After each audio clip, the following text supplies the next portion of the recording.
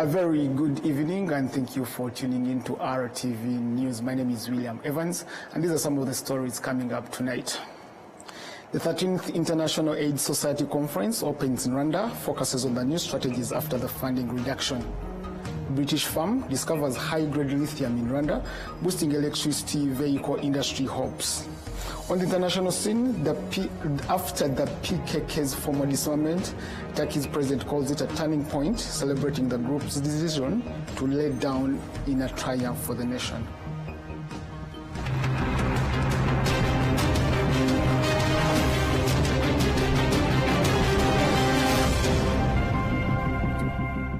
Of course, many thanks for always joining me for RTV News, and now this is the news in details. Experts, researchers, policymakers and stakeholders have gathered in Kigali for the 13th International AIDS Society Conference on HIV science, aiming to assess global strategies to combat HIV, especially at a time when foreign aid supporting these efforts has been cut. We do have details. Over the course of this 5-day annual conference, participants will be evaluating the progress made in expanding access to modern treatment for people living with HIV/AIDS. Mostly to come together to look at what is the progress in science. Where there is progress in science, how does that science turn into policy at the global level that can be adapted at the country level, that can then lead to resources, programming, service delivery, planning, and activities that then ensure people living with HIV, people who need HIV prevention, people who need services are able to get it in a proper and responsive manner. One of the things we're going to be talking about is to ensure that our governments actually do something. For the longest time we have been dependent, and so for me is to really think through about how, as countries in East Africa, in Africa, how do we push our governments to really actually allocate resources to fund HIV, TB and even malaria. It's essential, it is necessary more than ever. The other thing is to think about programs by the community, led by the community, thought through by the community, programs that will actually address some of the gaps we are seeing.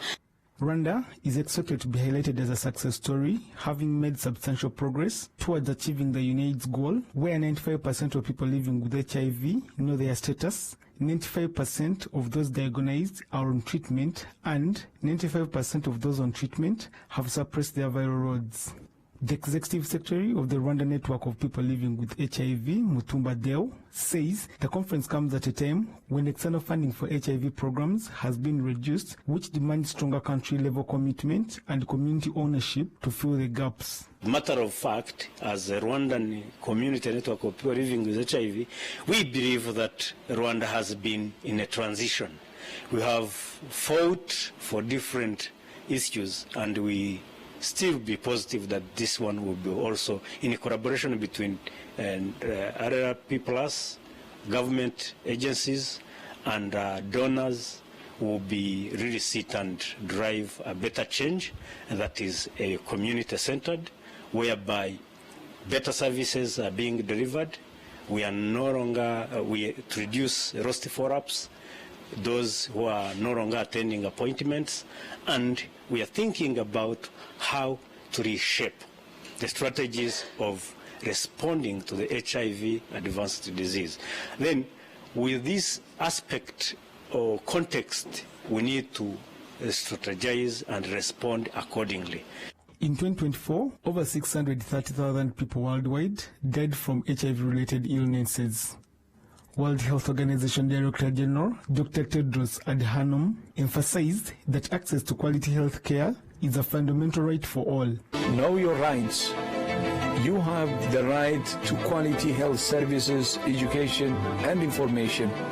Everyone should have access to the essential health services they need, when and where they need them, without facing financial hardship. Hold your leaders accountable. Mobilize your community, get involved in health decision-making, and monitor progress. Because the right to health belongs to you. According to the World Health Organization figures, between 37 and 45 million people globally were living with HIV/AIDS in 2024. In the same year, 1.3 million new infections were recorded, 45% of them among women and girls across various groups. Now, a new study by a British company, Atelian PLC, has discovered that Rwanda has high-grade lithium deposits, valuable minerals on high demand on the international market, especially in the electric vehicle industry, where lithium is used to produce batteries. We do have details on this report. Vehicles are gaining popularity around the world, and the number of buyers keeps growing due to the advantage they offer over conventional fuel-powered vehicles. This is confirmed by Rareba Francois Regis and Nhus Moise, both EV dealers in Kigali. The Rwandan market is buying electric cars at a very good rate. We haven't reached the rate at which we sell electric cars in Angola because their population is a bit bigger than Rwanda's. In comparison with the people that buy from us, we have a good business projection for the future because many Rwandans are now buying electric cars. As the demand of electric cars rises, manufacturers are increasing the production. This growing industry creates significant opportunities for countries that have minerals required for EV components, especially lithium batteries. Rwanda has now joined the list of countries rich in lithium, as confirmed by Charles Bray, CEO of the British firm Atelian PLC, which recently conducted lithium exploration in Rwanda. What we found were 3.5 meters almost of lithium oxide at 3.2%, which is a very high grade. And to put that in context, we're talking about most of the grades in the world being judged at 1% to 1.5%. So 3.2% demonstrates that Rwandan lithium potential exists. We had always thought that, and I think that what Rwanda should expect is that there will now be additional exploration that's undertaken across the entire mining sector. And what that means in the broader sense for the Rwandan market is I think that the world is starting to recognize that Rwanda in its own right has mineral resources, that these are the country is naturally endowed with many, many mineral resources that up until now have been just overlooked. We're all very familiar with the artisanal mining that exists for tantalum or coltan. We're all very familiar with the mining that exists for cassiterite and tin. But I think there's now going to be a large portion of the mining sector that's going to be dedicated towards lithium, but as well is going to be looking for other mineral resources which we know exist, or we suspect, I should say, exist throughout Rwanda. Prime Minister, the Right Honorable Edward Ngirente, recently stated that new mineral deposits are continuously being discovered across the country thanks to the increased investment and professionalism in Rwanda's mining sector. Because of this reason, there has been a growth in productivity and more mineral resources like lithium and barium have been discovered. These are highly demanded world over and are used in the making of batteries for electric cars. Rwanda now joins nations like Bolivia, Argentina, Chile, Australia and China, which are known for their rich deposits of high-grade, easily processable lithium. Beyond EV batteries, lithium is also known in the production of modern technological devices such as smartphones and in solar energy storage systems.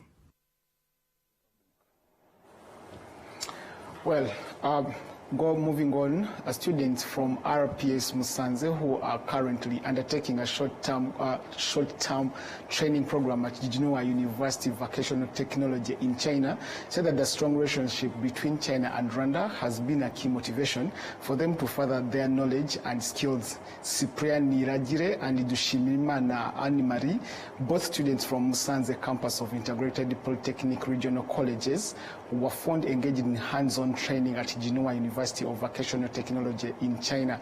The students emphasize that their main focus is to study diligently so that they can return home with the ability to apply the skills and knowledge they have gained. The Director of International Relations at Jijinoa University of Vocational Technology stated that they are continuing to collaborate with IPRC Musanze to strengthen the partnership aimed at ensuring that students from both institutions acquire high quality skills.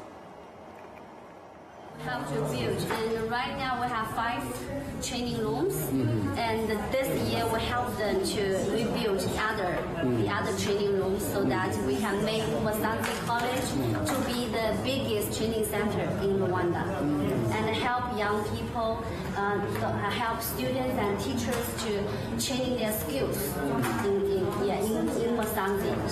Trying to make it the biggest training center. There are currently 30 Rwandan students at Jinua University of Vocational Technology, where they are expected to spend 10 months gaining practical skills and knowledge. To more news, the Embassy of the Republic of Rwanda in Egypt, accredited to Algeria, Libya, and Oman, hosted a grand reception in Cairo to mark the 31st anniversary of Rwanda's Liberation Day, known as Kwibohora. The commemoration honored the pivotal moment in Rwandan history when on July 4th, 1994, the country emerged from the horrors of the 1994 genocide against the Tutsi. Under the leadership of His Excellency Paul Kagame, the Rwanda Patriotic Army halted the genocide and laid the foundation for a new nation grounded in unity, justice, and resilience. In his keynote address, Rwanda's ambassador to Egypt, His Excellency C.G. Dani Munyuza, highlighted the historical significance of Liberation Day, emphasizing its transformational meaning beyond military victory. In his remarks, the ambassador also touched on the regional and security challenges, particularly ongoing instabilities in eastern DRC. He praised the peace agreement recently signed between Rwanda and the DRC in Washington, D.C., and reiterated Rwanda's commitment to lasting peace in the Great Lakes region. The evening concluded with remarks from the guest of honor, Honorable His Excellency, Honorable Professor Hans Rulan, the Minister of Water, Resources and Irrigation of the Arab Republic of Egypt, who lauded Rwanda's development journey in the past 3 decades.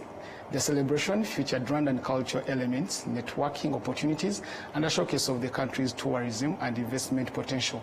Guests were also invited to explore Rwanda's breathtaking destinations like mountain gorilla trekking in Volcanoes National Park and to the Big 5 safaris in Akagera.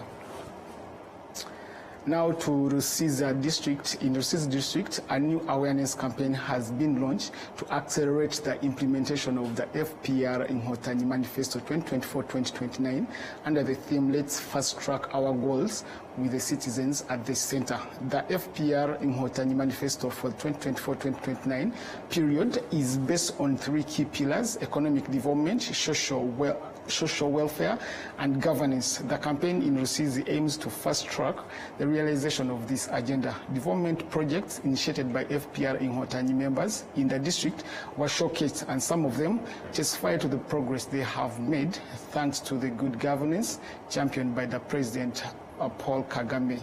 Under the pillar of social welfare, FPR Inkotanyi members in Rusizi highlighted efforts to support vulnerable citizens. One such beneficiary, Iradukunda Alexander, received a cow through Women's League affiliated with the party. Sibo Rurema Timothy, chairperson of the FPR Inkotanyi in Rusizi district, stated that there are many plans aimed at accelerating the implementation of the party's manifesto. Jean Bosco Ntibitura, the FPR chairperson for the Western Province, emphasized that delivering on the goals outlined in the manifesto requires dedication. He called on party members in leadership roles to prioritize citizens by providing quality public services. This awareness campaign fast-tracks the implementation of the FPR Inkotanyi Manifesto, will be carried out across all the 18 sectors of Rusizi district. As a part of the campaign, FPR Inkotanyi members handed over newly built house to vulnerable survivors of the 1994 genocide against the Tutsi in Nzahaha sector, and also donated food, beddings, and hygiene supplies to other vulnerable residents.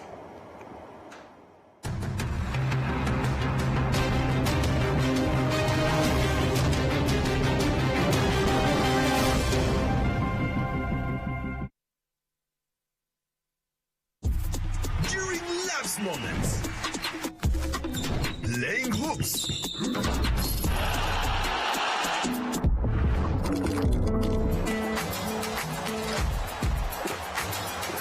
giving away,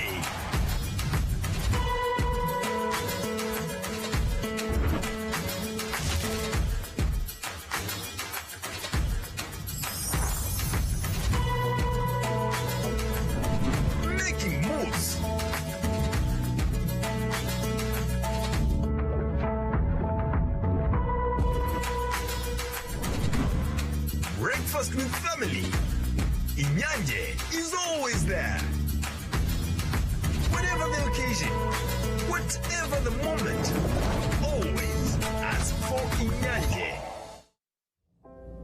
Nyiri muto arababwiraga data bati ntabwo wagira umukamo mwinshi utunze inka imwe, ariko nigeze acika intege. Mama akinjira mu bucuruzi hari abamubwiraga bati ntabwo watera imbere udakorera mu iduka rigezweho, ariko ntibyamusubije inyuma, yakoranaga umwete. Njya muri kaminuza hari abanshidikanyagaho bavuga ko nashobora kaminuza naturuka mu muryango wifashije, ariko byaragiye nanditse amateka mashya. Igihe cyo gutera ishema umuryango wanjye kigeze, bamwe bakomeje kumbwira bati ntabwo watera umuryango wawe ibyishimo n'ishema, ariko narabishoboye. Hari abakekaga ko nasigira umurage ukomeye abankomokaho, ariko ubu mfite uruganda rutunganya amata. Banki ya Kigali yabaye umufatanyabikorwa wanjye mu rugendo rwose, inzozi zanjye zibimamo. Bigereho. Muyobozi wa sosiyete, turakwibutsa ko buri sosiyete isabwa n'itegeko kubika ibitabo bya sosiyete ndetse no gushyikiriza RDB amakuru abikubiyemo. Ibyo bitabo birimo igitabo cy'abanyamigabane, icy'abagenewe inyungu ku migabane, inyandiko y'amakuru ya sosiyete, ibaruramari ngarukamwaka n'izindi. Gutanga amakuru y'ugenewe inyungu ku migabane wanyura kuri bo.rdb.rw, naho gutanga izindi nyandiko ukanyura kuri org.rdb.rw.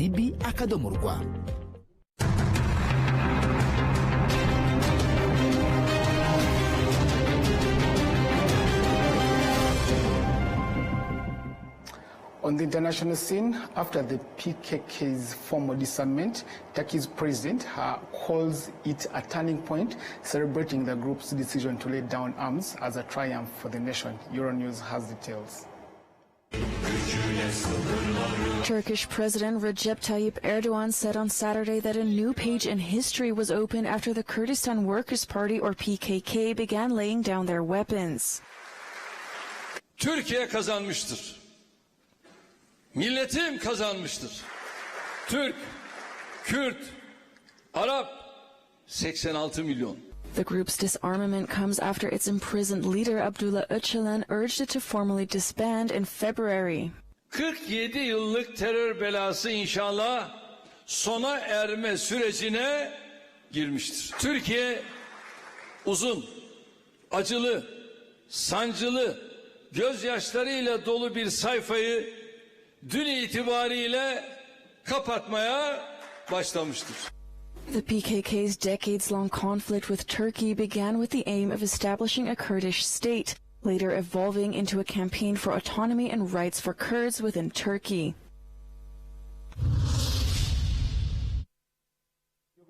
In Ukraine, amid these ongoing attacks, Ukrainian President Zelensky urges Western leaders to escalate sanctions, stressing that only strength can end the war after Russia launches 26 missiles and hundreds of drones. Euronews once more.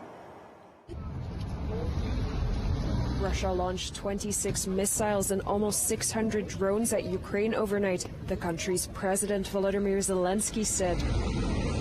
The western regions of the country were hit the hardest, including the cities of Lviv, Chernivtsi and Lutsk.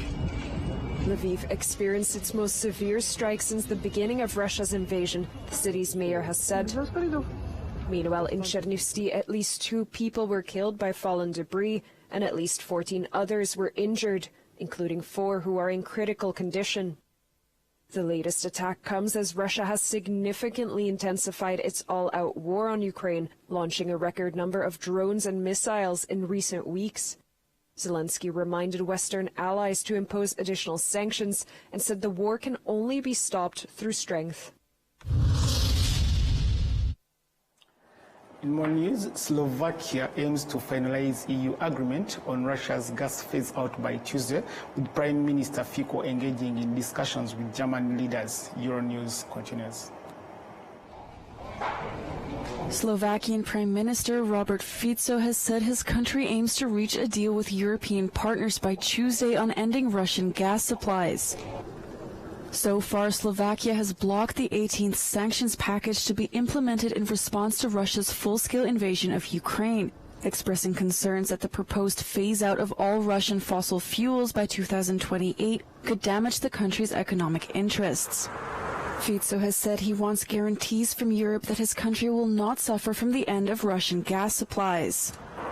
Slovakia gets most of its gas from Russia and holds a long-term contract with Russia's Gazprom that runs through 2034. Bratislava argues that ending the supply could lead to damage claims from Gazprom. Fico told reporters in Bratislava on Saturday that he wants to resolve the issue, stating that tensions are rising on all sides. Now, in a new trade escalation, the US announces 30% tariff hike on EU goods, with the EU ready to respond with countermeasures while seeking a resolution. Euro News once more. A new chapter in the trade war between Europe and the US unfolded as letters got exchanged online on Saturday. United States President Donald Trump said he will raise tariffs on European products to 30% starting on the 1st of August. He did so via a letter to European Commission President Ursula von der Leyen, posted on his social media platform Truth Social.